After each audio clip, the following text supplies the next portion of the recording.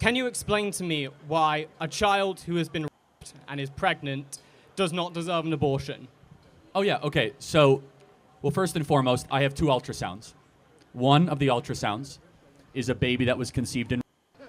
The other ultrasound is a baby that is from a loving relationship. Can you tell me which one is which? I'm going to be fully honest, I do not know. Please inform me. Well, you can't, because they're both human beings. There's actually someone in this audience here that was conceived in. Can you tell me which one it is?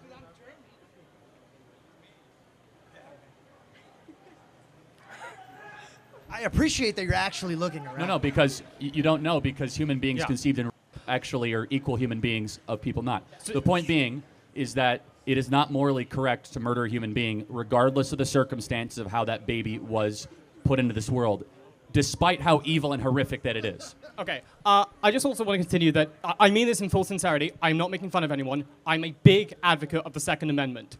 I genuinely think that the right to bear arms is brilliant, because if someone invades your home, if someone is threatening your life, surely you would want to vanquish them in order to protect your family. Is that fair?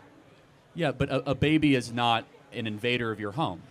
Even for a 12-year-old who will die in childbirth? Well, hold on, that's a different question. So the question is, remember, my answer, which you're referencing a Jubilee video, was that if... I've never seen that video, but yes, of course. Okay, but it's been well, let's just say documented that my view on it. If the woman or the 12-year-old were to live, then the baby should be delivered. Now, mind you, that abortion is never medically necessary to save a mother's life, period. However, septicectomies are medically necessary, which are medical procedures to perform on a woman or a baby if the amniotic sac tears and the baby's head gets full of fluid, right? So I'm just trying to understand, if a 12-year-old's life is not in danger, you should try to save all lives involved. That's the position, is that you shouldn't try to eliminate the unborn baby. That's true. Because that's still murder. And then let me ask you another question. In life, is it ever okay to do something evil after an evil? I would say no. We totally agree. So, therefore, an evil, horrendous, unspeakable act happens of somebody getting raped, which is very rare, resulting in pregnancy. Therefore, continuing that cycle of evil is not the right moral thing to do.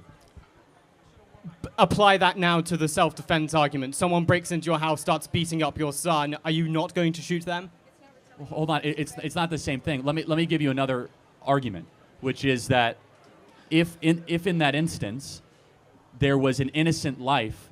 Let me say this: if someone broke into my house, Okay. and all of a sudden that person had a baby strapped to their chest, Yes. I wouldn't shoot them. Would you? No, because I think there's a certain utilitarian argument. Okay, then we're agreeing. But you said the word baby, not the word fetus. What is the moral difference? Are you familiar with the IUD contraception and how it can eliminate an embryo after conception? Do you mean the copper IUD, or you mean a traditional IUD? There's 2 types of IUDs. The one that was brought up to you in the other Dean Winter's video, the one I did see. Yeah. So again, that was probably not. So copper, it kills almost all sperm. There is an IUD, but an IUD is not an abortifacient. So you're pro contraception? Well, personally, not really, but in society, of course, yes. I mean, again, these are personal decisions versus societal decisions, but I guess you said the question is, of a fetus and a baby, what is the moral difference between the two? I'm so sorry for going on a tangent, but I want to ask you philosophically, what separates you, the man, Charlie Kirk, from the animals? We are the speaking beings. Exactly. I could not agree more. I know, I'm Aristotelian at my core. So. Wonderful, so am I. You're a robot. However, if a being cannot speak, that does not mean they're no longer human. No, exactly, because I was actually going to clarify. Would you more say it's more rationality, or some might even say experience? It's more than that, though. I believe that there's a deeper level, though, that the soul is the outgrowth of your rationality. But that has to be done practically, if I'm right. For example, this is actually flummoxing brain scientists right now. We don't know where consciousness is housed in the brain. Very true, very true. And so, you know your stuff. We don't know where consciousness is, and Very it's true. driving neuroscientists crazy. When someone is considered brain dead, Yes. the brain, it's an amazing story. An 11-year-old got in a horrific auto accident, was called brain dead. and all of a sudden, a year later, she has a period. And you're like, wait, I thought she's brain dead. When we cut into someone who's brain dead in their arm, their adrenaline increases. Someone who's brain dead, if a loved one starts to go up to them and talk to them, their heart rate increases. So even though there might not be brain waves, there's something else that is able to communicate with the outside world beyond reason. Does that make sense? Sure. And I think it's a mystery of what that is. I think it's the soul. But I would say it's action, wouldn't you? It's action and experience. No. Why not? It's more than that. Well, let me think deeper about what you mean by that. Go further. I mean that I truly don't believe a person is a person until they commit an action, until they have thoughts. Because you said that. But isn't growing in the womb an action? Oh, I'm sorry, I didn't hear that. Isn't growing in the womb an action? No. But so let me ask you a question. What action did my son have when he was born a minute old? He starts crying. Okay, so you consider that an action. So let me ask a question. When my son was 12 weeks old, he was kicking in his my wife's womb. Is that an action? Yeah. Sure. That's what I just said. Sure. Yeah, I know. Okay. Yeah, but Sure. I literally almost, sure. you mentally got me. Sure. I was like, oh, maybe Sure. I was no, wrong. but so you know. Sure. I'm holding my hands up. Let me go a step Sure. further. When my daughter was in my wife's womb, around 25 weeks, would recognize my voice and push up against her stomach. Is that an action? Sure. Absolutely. So therefore, we're worthy of moral protection. But if the mother's life is at risk, Which is, again, let's be very clear. That is so incredibly rare, and abortion is never medically necessary to save a mother's life. There are other procedures outside of abortion that can save the mother's life. For example, if you're 26 weeks pregnant and your uterine wall ruptures, which is a serious thing, Yep. they say abortion is the only solution. No, you can have the baby delivered by C-section, which is cesarean section, which is not an abortion. Okay. May I ask you a question if you don't mind? of course, yes. Let's put this really, really dark thought away, right? It's a terrible thing to be around. And it's a tough conversation to have. But it does happen. I am sorry. And But yes, 100%, you're right. Absolutely.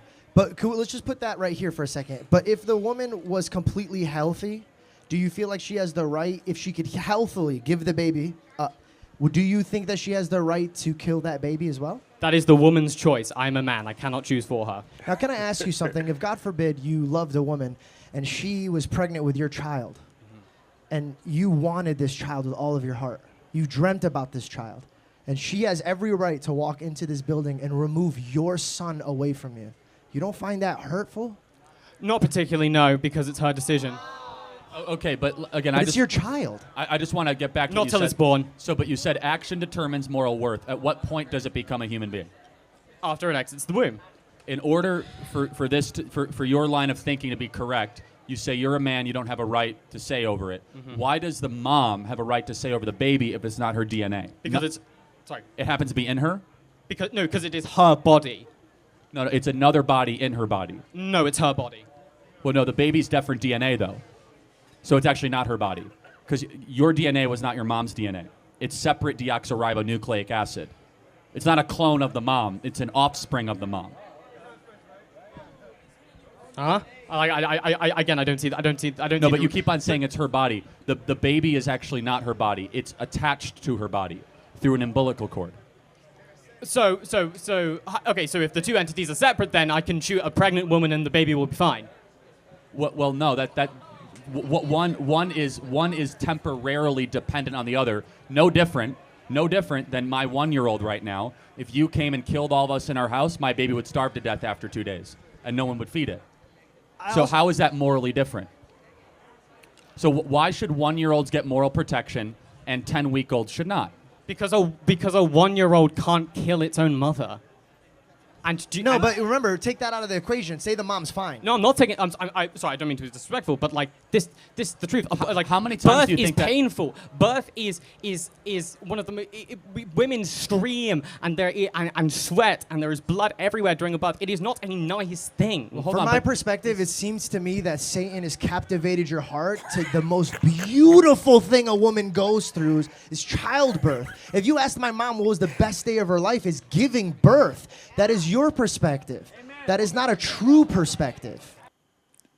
This this guy, I don't know his name, but he said Satan captivated your heart, you know? Yeah, but I agree with what he said, you understand? Most women, during the time of childbirth, you know, the pain is there, the agony is there. Some of them, in my country, actually abuse their husband, you know. They say, if I come out from this, I'm not going to, you know, go back again. But immediately the child is born, you will see this excitement because you've been talking to this child for months, you know, praying for the day the child will come. You've gotten things for the baby to work on the baby, and it's not easy. You see, it's easier to build a house than demolish it. So, like the process is not easy, but when the child comes, that joy comes with it, and everything about childbirth is sacrifice. You might feel like, okay, the child is not what is it called? He made a statement. He said the child is not going to harm the mother when the child is out. Women go through a lot to nurture their children, psychologically, mentally, like it is crazy. I remember when my sister gave birth. She gave birth around 11 p.m. I was not able to sleep till I think maybe 4 a.m. in the morning because the baby won't stop crying.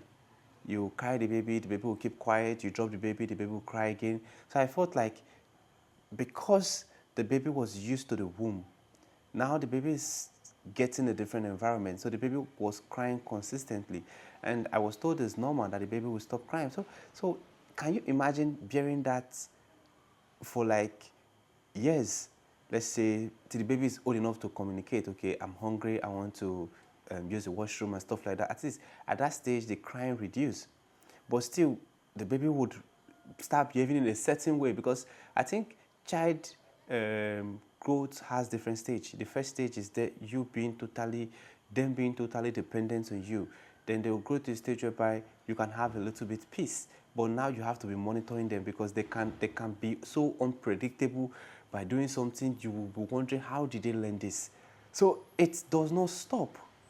Even after 18 years, I'm 30 something. Before my mom died, she's always looking out for me. So it does not stop. I've seen a man of 70 something taking care of his son of, I think, either 50 something or so that was physically unable to take care of himself. The man is supposed to be in his retirement age, but that is it. Who is he going to leave the child for? To him, the 50-something years old man is a child. So it does not stop. So saying, okay, as far as it's inside you, it's your body. No, the sacrifice continues. It continues till you are out of this world. You always want the best for those children. They are always in your hearts. They are always in your thoughts. Their well-being is your happiness. So stop making it look like as far as the child is out, the child you can do whatever you want to do. But so long as it's in the mother's womb, it's your choice. It's not your choice. You know, you made that decision first to have the baby there, and now the baby have decided to come. So you have to live with the consequence. That is just the plain truth. You live with the consequence because if you did not go and have sex, that child will not be there. I know people will say because of rape, because of this, but yet probability of that happening is like 1 in a million, or let's say 1 in 1,000. So the rest of them is consensual. So let's stop playing the victim card here. Anyway, let me know what you think in the comment section. It is the first time visiting the channel. Click on the subscribe button. Thanks for watching, and remember this.